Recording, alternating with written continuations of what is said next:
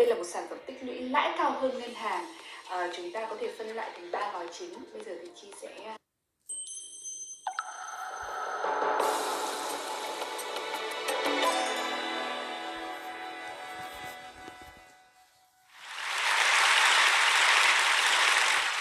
So, a while ago, I tried an experiment. For 1 year, I would say yes to all the things that scared me. Anything that made me nervous, took me out of my comfort zone, I forced myself to say yes to. Did I want to speak in public? No, but yes. Did I want to be on live TV? No, but yes. Did I want to try acting? No, but yes, yes, yes. And a crazy thing happened. The very act of doing the thing that scared me undid the fear, made it not scary. My fear of public speaking, my social anxiety, poof, gone. It's amazing the power of one word. Yes changed my life. Yes changed me. But there was one particular yes that affected my life in the most profound way, in a way I never imagined. And it started with a question from my toddler. I have these 3 amazing daughters, Harper, Beckett, and Emerson. And Emerson's a toddler who inexplicably refers to everyone as honey, as though she's a Southern waitress. Honey, I'm gonna need some milk from my sippy cup. The Southern waitress asked me to play with her one evening when I was on my way somewhere, and I said yes. And that yes was the beginning of a new way of life for my family. I made a vow that from now on, every time one of my children asks me to play, no matter what I'm doing or where I'm going, I say yes, every single time. Almost. I'm not perfect at it, but I try hard to practice it. And it's had a magical effect on me, on my children, on our family. But it's also had a stunning side effect. And it wasn't until recently that I fully understood it, that I understood that saying yes to playing with my children likely saved my career. See, I have what most people would call a dream job. I'm a writer, I imagine, I make stuff up for a living. Dream job. No, I'm a titan. Dream job. I create television, I executive produce television, I make television, a great deal of television. In one way or another, this TV season, I'm responsible for bringing about 70 hours of programming to the world. 4 television programs, 70 hours of TV, 3 shows in production at a time, sometimes 4. Each show creates hundreds of jobs that didn't exist before. The budget for one episode of network television can be anywhere from $3 to $6 million, let's just say 5. A new episode made every 9 days times 4 shows, so every 9 days, that's $20 million worth of television. 4 television programs, 70 hours of TV, 3 shows in production at a time, sometimes 4, 16 episodes going on at all times. 24 episodes of Grey's, 21 episodes of Scandal, 15 episodes of How to Get Away with Murder, 10 episodes of The Catch. That's 70 hours of TV, that's $350 million for a season. In America, my television shows air back to back to back on Thursday night. Around the world, my shows air 256 territories in 67 languages for an audience of 30 million people. My brain is global. And 45 hours of that 70 hours of TV are shows I personally created and not just produced. So on top of everything else, I need to find time, real, quiet, creative time to gather my fans around the campfire and tell my stories. 4 television programs, 70 hours of TV, 3 shows in production at a time, sometimes 4, $350 million, campfires burning all over the world. You know who else is doing that? Nobody. So, like I said, I'm a titan. Dream job. Now, I don't tell you this to impress you. I tell you this because I know what you think of when you hear the word writer. I tell you this so that all of you out there who work so hard, whether you run a company or a country or a classroom or a store or a home, take me seriously when I talk about working. So you'll get that I don't peck at a computer and imagine all day. So you'll hear me when I say that I understand that a dream job is not about dreaming. It's all job, all work, all reality, all blood, all sweat, no tears. I work a lot, very hard, and I love it. When I am hard at work, when I am deep in it, there is no other feeling. For me, my work is at all times building a nation out of thin air. It is manning the troops. It is painting a canvas. It is hitting every high note. It is running a marathon. It is being Beyonce. And it is all of those things at the same time. I love working. It is creative and mechanical and exhausting and exhilarating and hilarious and disturbing and clinical and maternal and cruel and judicious. And what makes it all so good is the hum. There is some kind of shift inside me when the work gets good. A hum begins in my brain, and it grows, and it grows, and that hum sounds like the open road, and I could drive it forever. And a lot of people, when I try to explain the hum, they assume that I'm talking about the writing, that my writing brings me joy, and don't get me wrong, it does. But the hum, it wasn't until I started making television that I started working and making and building and creating and collaborating, that I discovered this thing, this buzz, this rush, this hum. The hum is more than writing. The hum is action and activity. The hum is a drug. The hum is music. The hum is light and air. The hum is God's whisper right in my ear. And when you have a hum like that, you can't help but strive for greatness. That feeling, you can't help but strive for greatness at any cost. That's called the hum. Or maybe it's called being a workaholic. Maybe it's called genius. Maybe it's called ego. Maybe it's just fear of failure. I don't know. I just know that I'm not built for failure, and I just know that I love the hum. I just know that I want to tell you I'm a Titan, and I know that I don't want to question it. But here's the thing. The more successful I become, the more shows, the more episodes, the more barriers broken, the more work there is to do. The more balls in the air, the more eyes on me, the more history stares, the more expectations there are. The more I work to be successful, the more I need to work. And what did I say about work? I love working, right? The nation I'm building, the marathon I'm running, the troops, the canvas, the high note, the hum, the hum, the hum. I like that hum. I love that hum. I need that hum. I am that hum. Am I nothing but that hum? And then the hum stopped. Overworked, overused, overdone, burned out. The hum stopped. Now, my 3 daughters are used to the truth that their mother is a single working Titan. Harper tells people, my mom won't be there, but you can text my nanny. And Emerson says, honey, I'm wanting to go to Shondaland. They're children of a Titan. They're baby Titans. They were 12, 3, and 1 when the hum stopped. The hum of the engine died. I stopped loving work. I couldn't restart the engine. The hum would not come back. My hum was broken. I was doing the same things I always did, all the same Titan work. 15-hour days, working straight through the weekends, no regrets, never surrender. A Titan never sleeps, a Titan never quits, full hearts, clear eyes, yada, whatever. But there was no hum. Inside me was silence.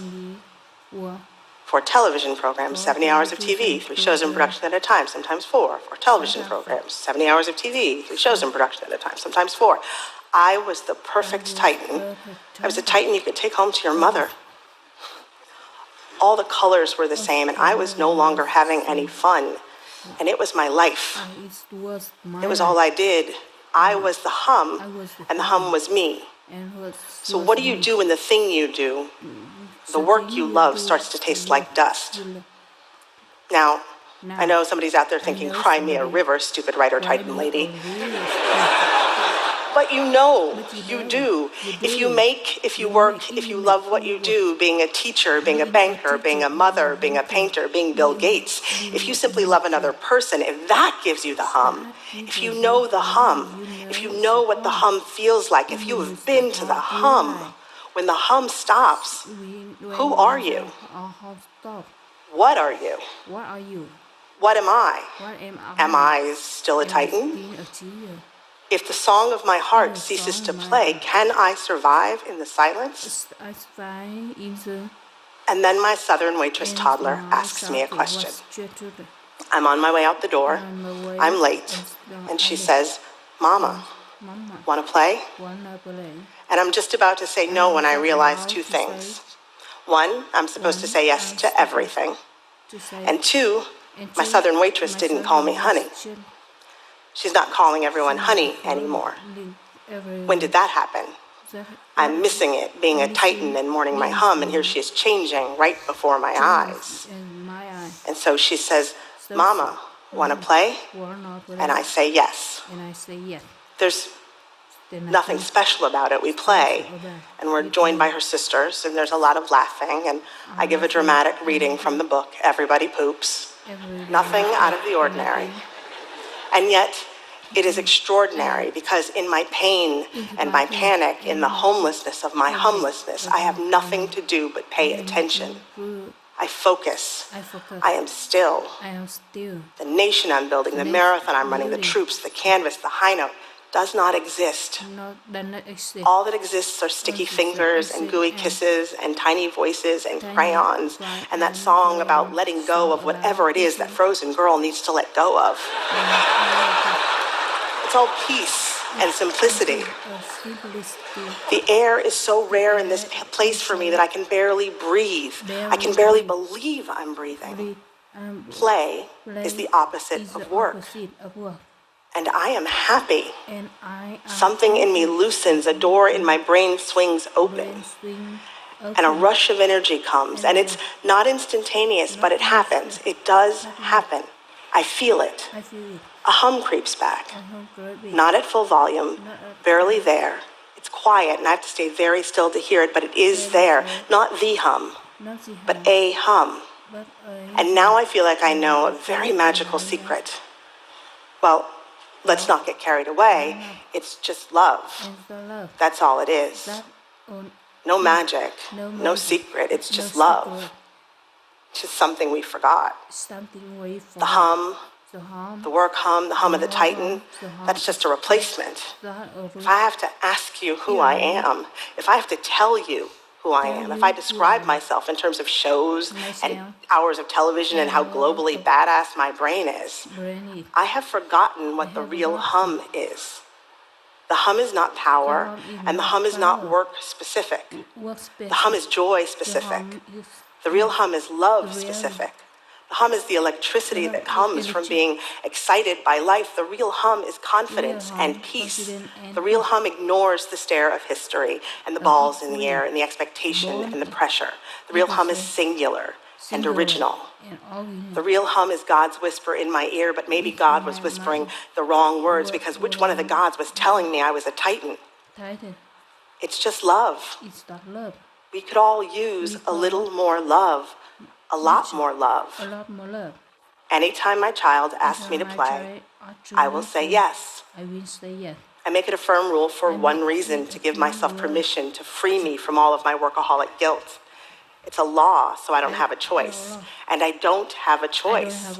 Not if I want to feel the hum. I wish it were that easy, but I'm not good at playing. I don't like it. I'm not interested in doing it the way I am interested in doing work. The truth is incredibly humbling and humiliating to face. I don't like playing. I work all the time because I like working. I like working more than I like being at home. Facing that fact is incredibly difficult to handle. Because what kind of person likes working more than being at home? Well, me. I mean, let's be honest, I call myself a Titan. I've got issues. And one of those issues isn't that I am too relaxed. We run around the yard, up and back and up and back. We have 30-second dance parties. We sing show tunes, we play with balls. I blow bubbles and they pop them. And I feel stiff and delirious and confused most of the time. I itch for my cell phone always. But it is okay. My tiny humans show me how to live, and the hum of the universe fills me up.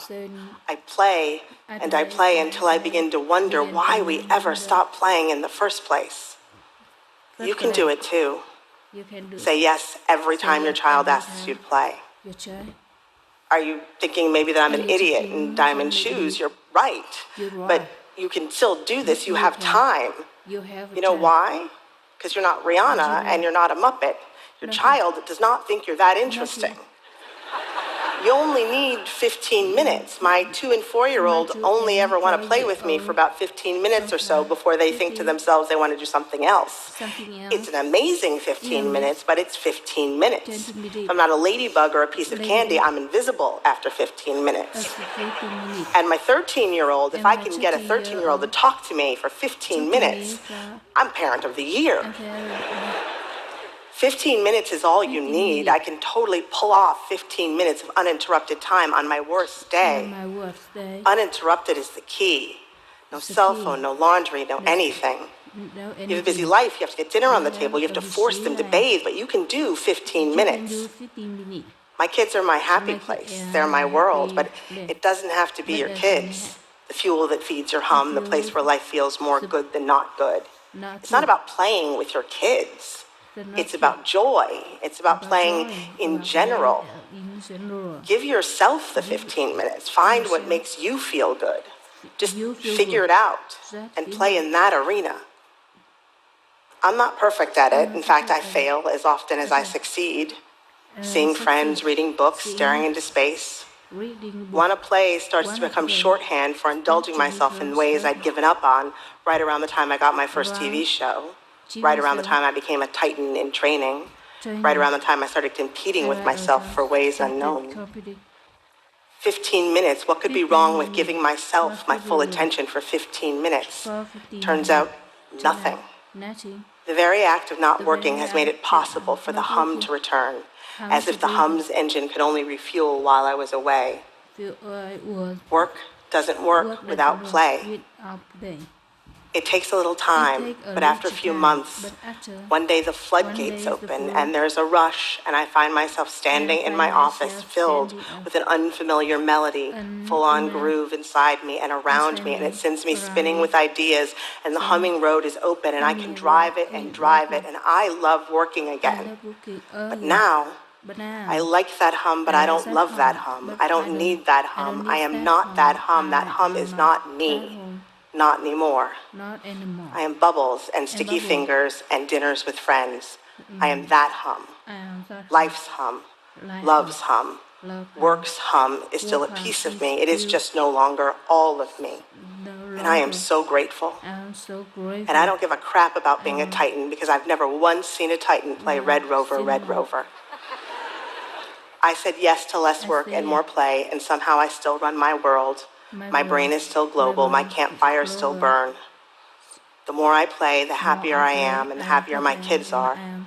The more I play, the more I feel like a good mother. The more I play, the freer my mind becomes. The more I play, the better I work. The more I play, the more I feel the hum, the nation I'm building, the marathon I'm running, the troops, the canvas, the high note, the hum, the other hum, the real hum, life's hum. The more I feel that hum, the more this strange, quivering, uncocooned, awkward, brand new, alive, non-titan feels like me. The more I feel that hum, the more I know who I am. I'm a writer. I make stuff up. I imagine. That part of the job, that's living the dream. That's the dream of the job. Because the dream job should be a little bit dreamy. I said yes to less work and more play. Titans need not apply. Want to play? Thank you.